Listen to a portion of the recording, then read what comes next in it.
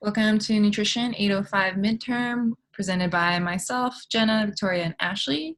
This video, we're going to discuss Module 4 and explain the impact of longitudinal nutrition and diet quality on the progression and remission of type 2 diabetes.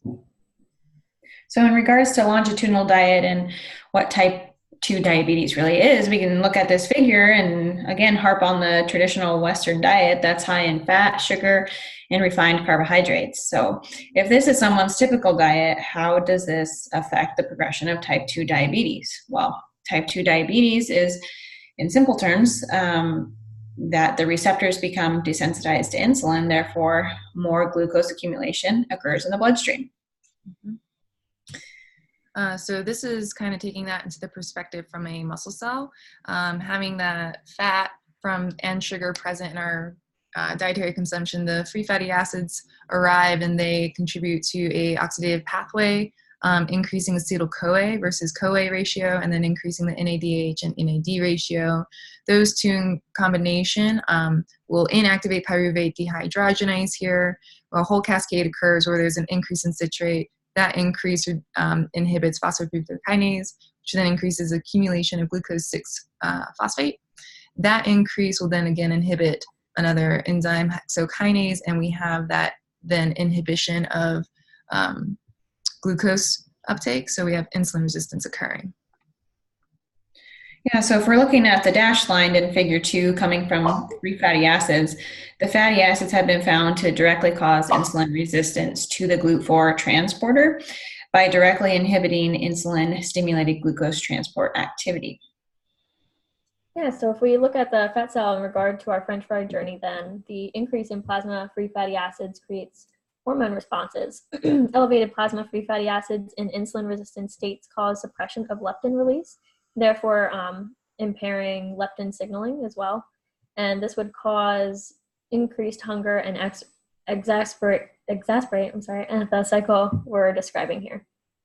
Additionally, insulin-resistant states cause suppression of adiponectin, which reduces triglyceride content in muscle and liver by increasing fatty acid oxidation. This contributes to adipocyte insulin resistance and fat spillover to non-adipose tissue in states of positive energy balance.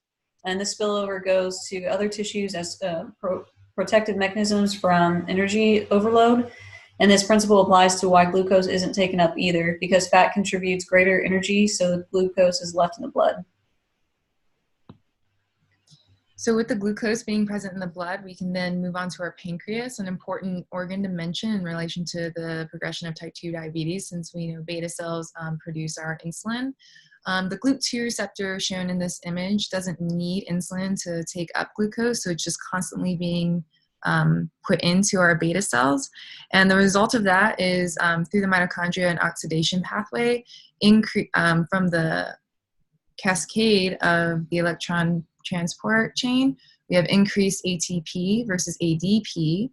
And what that's going to cause is that ratio shift will close our potassium ATP channel, causing a membrane depolarization, affecting the flux of calcium. It would close off that, and that would typically have us secrete insulin, but that's no longer occurring. And all of that puts in perspective how beta cell dysfunction in type 2 diabetes is thought to be secondary to increased exposure of beta cells to glucose or glucose toxicity and or lipid toxicity, frequently associated with the obese insulin resistant state.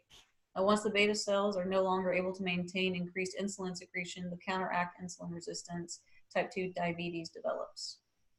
Yes. Yeah, so what about remission? How does this occur? I just anecdotally, like I had insulin type 1 runs in my family, and I kind of had a low insulin secretion. So to increase sensitivity in my cells, I just exercised and ate better. That's awesome, Courtney. With remission too, if somebody's on a medication to control their type 2 diabetes, it also means that that medication is no longer needed, but that the type 2 diabetes can also return if they don't have adequate control over the diet, which also brings us back to our group discussion on whether or not it's ethical to be giving people metformin right away. We don't think so because, right, it's just we've seen so many times. Right. diet. Yeah. So their evidence suggests that the key to remission is definitely weight loss. So we've found that by losing around 15 kilograms of weight within 3 to 5 months, significantly increases your chance of remission.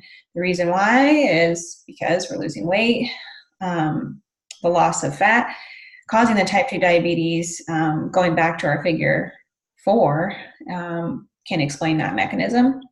So all of our thoughts on the ideal diet, what do we all think we should do?